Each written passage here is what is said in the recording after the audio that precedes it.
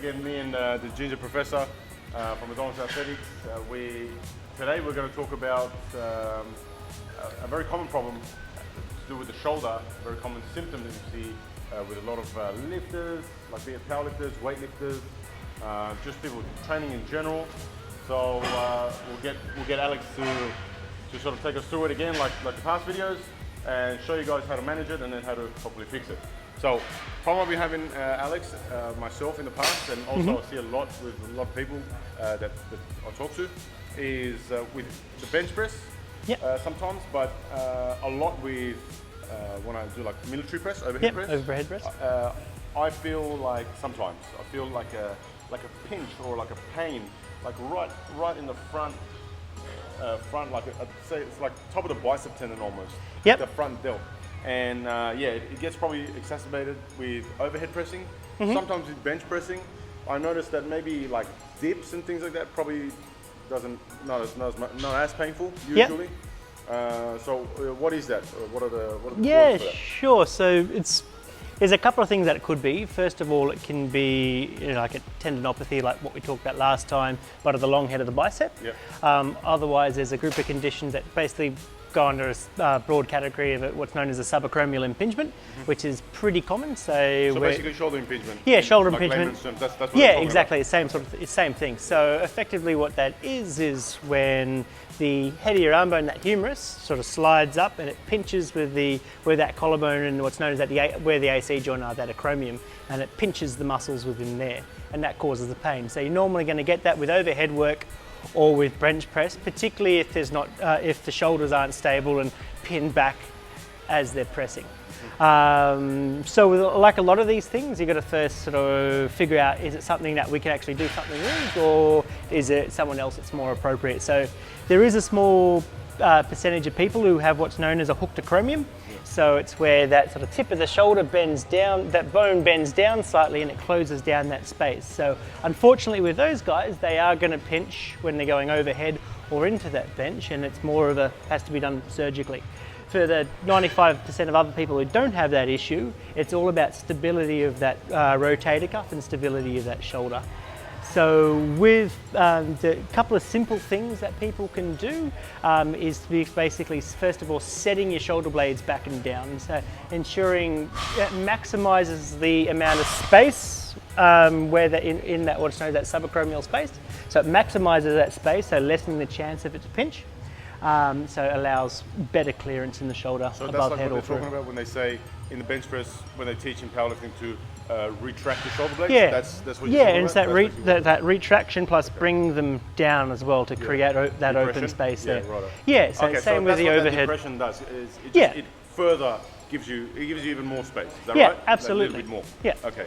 And so would you say that retraction and the depression is something that you need to do with overhead pressing as well? Is it possible to do? Like so particularly starting off, we can have that retraction after we get that 60, 70 degree mark. There will be the shoulder blades will have to start to slide. Okay. There has to so do that. Normal. Yeah, but one thing to help ensure space is having what's known as an external rotary torque on the bar. So turning your arms out. So if we've got for the overhead, say with the old CrossFit stick, holding it through there, twisting out. So you're pushing the inside of your thumb, rotating in. So rotating out. Bend the bar. You're trying to bend the bar backwards as you're pressing. As you're coming overhead. Yeah, right.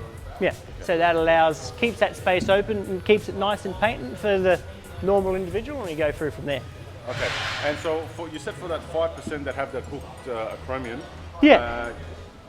So they have no choice but to get it basically like shaved off. They can't retract and get around it or anything like that. Generally, look, it will be one of those things that's persistent. It may wax and wane, and they can try and just get on with it as much as they can. Yeah. But generally speaking, if it's quite a significant hooked acromion, they do an operation called an acromioplasty, where they shave that little part off, and that then provides them clearance. If they're not going to go down that path, you're going to have to modify technique and limit your above head work and change a little bit of the bench work as well. So, keeping more of a shorter grip. As far as management is concerned, so let's just say they start and then you know, it's the start of the week. They've got a big week of training coming up, Yep. and all of a sudden they're benching and they feel something there, and it is Yep. an impingement. Are there stretches they need to do? Are there certain movements or something like that they need to do to be able to manage it until they can go and see somebody such as yourself and actually get rid of it? Yeah, How so can they manage it until they see something? there's a couple of things to think. So firstly, going back to first principles with it, so it's a stability issue. What we need to make sure is that head of the arm, that humerus, is staying nicely in the middle of that, in that shoulder joint there, and it's the job of the rotator cuff to keep that there, as well as the scapular stabilizers. So what the important thing is to think about is things not to do.